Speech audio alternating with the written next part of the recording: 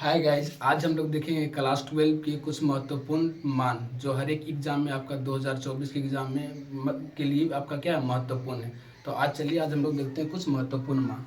पहला आपका epsilon note, जिसको मुक्त आकाश की परावैधता या फिर निर्वात की परावैधता कहा जाता है। इसका वैल्यू होता है 8.854 गुने 10⁻⁻12 न्यूटन और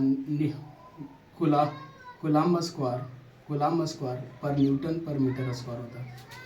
और अगला आपका 1/4 पाई एप्सिलॉन नॉट, जिसका वैल्यू होता है आपका 9 गुने 10⁻9 न्यूटन मीटर स्क्वायर पर coulomb square, newton metre square पर कूलम्ब स्क्वायर। अगला वैल्यू है इलेक्ट्रॉन वोल्ट।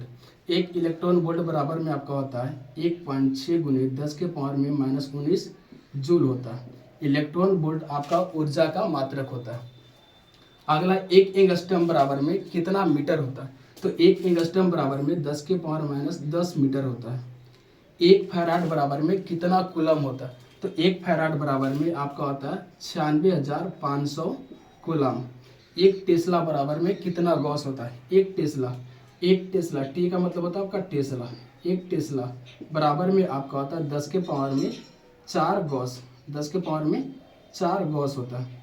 और आपका एक म्यू नॉट, जिसको हम लोग निर्वात की चुंबकशीलता कहते हैं।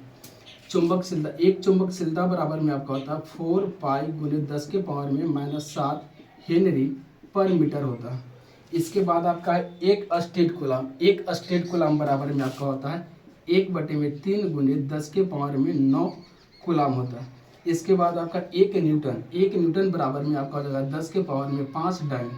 एक न्यूटन बराबर में हो जाएगा 10⁻5 डाइन। इसके बाद आपका है 1 किलोवाट घंटा बराबर में आपका हो जाएगा 3.6 गुने 10⁻6 जूल। 3.6 गुने 10⁻6 जूल आपका हो जाएगा। एक इलेक्ट्रॉन बराबर में आपका हो जाएगा कितना कूलम, एक इलेक्ट्रॉन बराबर में आपका हो जाएगा 1.6 गुने 10⁻19 कूलम होता है। इसके बाद आपका एक कूलम में कितने इलेक्ट्रॉन होते हैं, तो एक कूलम में आपका 6.25 गुने 10⁻18 इलेक्ट्रॉन होता है। इसके बाद आपका आ जाएगा, इसके बाद आपका एक माइक्रोफैराड बराबर में 10⁻6 फैराड होता है। एक माइक्रोफैराड बराबर में 10⁻6 माइक्रोफैराड होता है। अब एक माइक्रोमीटर बराबर में आपका हो जाएगा 10⁻6 मीटर। इसके बाद आपका एक हॉर्स पावर, जिसको अश्व शक्ति कहा जाता है, एक हॉर्स पावर बराबर हो जाएगा 746 वाट। एक हॉर्स पावर बराबर में हो जाएगा 746 वाट। एक गॉस बराबर में हो जाएगा आपका 10⁻4 टेस्ला। एक गॉस बराबर में हो जाएगा 10⁻4 टेस्ला। इसके बाद एक डाइन बराबर में आपका हो जाएगा, एक डाइन बराबर में 10⁻5 न्यूटन।